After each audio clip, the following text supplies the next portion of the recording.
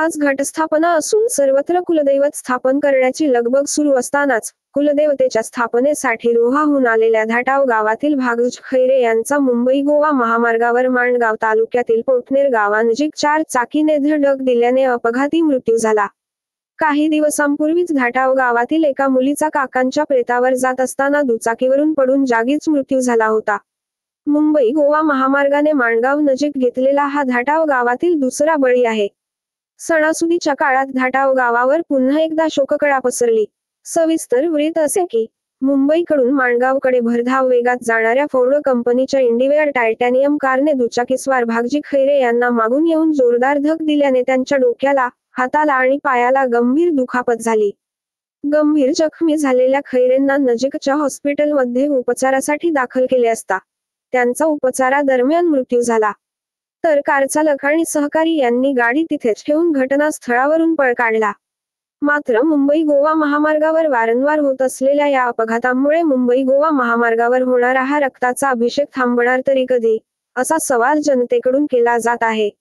आज 3 ऑक्टोबर 2024 रोजी सकाळी 11:30 सुमारास इंदापूर जवळील पोटनेर गावात धाटाव गावातील भागज खैरे वय वर्ष 60 हे आपल्या हिरो होंडा कंपनीच्या पॅशन प्रो गाडी क्रमांक MH06BC1405 या दुचाकीवरून आपल्या कुलदेवतेच्या स्थापनेसाठी एकटेच निघाले होते.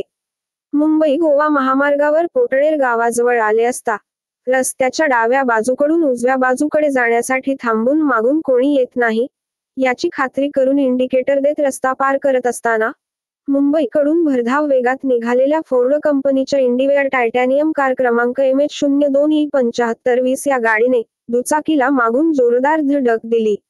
दुचाकीला जबर धडक बसल्याने या गाडीने दुचाकीला अंदाजे 30 मीटर पर्यंत फरफटत नेले.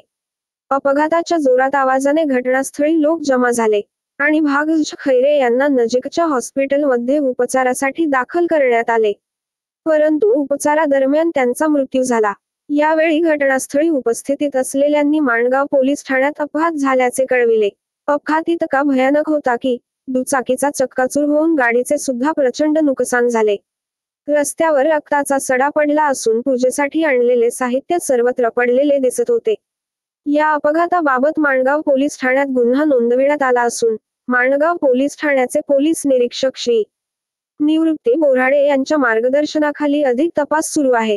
घटस्थापनेचा दिवशीच अपघात घडल्याने परिवारातील मंडळींना हा आघात सहन करणं कठीण असल्याने एकच टाहो फोडला.